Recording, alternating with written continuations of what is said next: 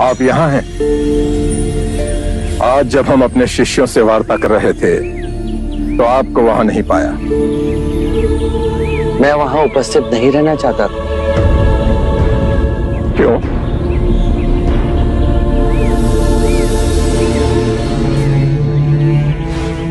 आप अपने शिष्यों को संबोधित कर रहे थे।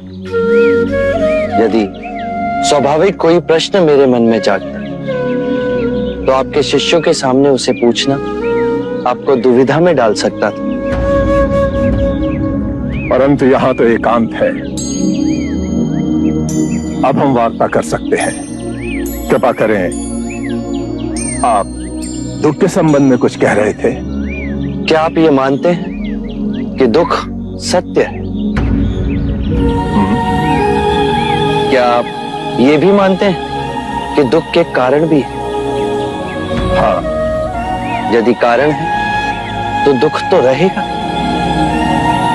और यदि कारण ही समाप्त हो जाए तो दुख भी लुप्त हो जाएगा, जैसे सूर्य के प्रकाश से अंधेरा।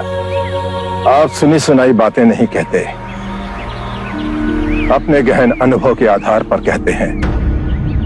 आप धर्म और सिद्धांत की नहीं, देखी हुई बातें कहते हैं।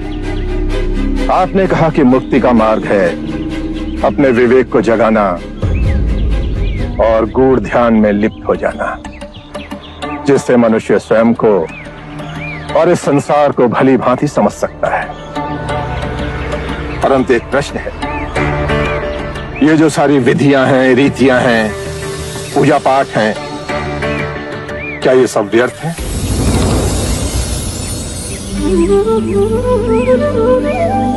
यदि कोई व्यक्ति इस नदी के दूसरे किनारे पर जाना चाहे तो वो क्या करे?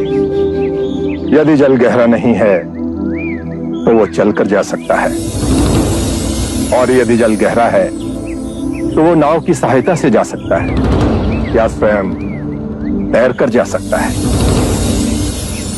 यदि वो चलना ना चाहे और ना ही तैरने को तैयार हो और ना ही नाव ले जाने को तैयार हो, और वो कहे कि मैं प्रार्थना करता हूं इस नदी का दूसरा किनारा स्वयं चलकर मेरे पास आ जाए, तब तो ऐसे व्यक्ति को मूर्ख कहेंगे, महामूर्ख।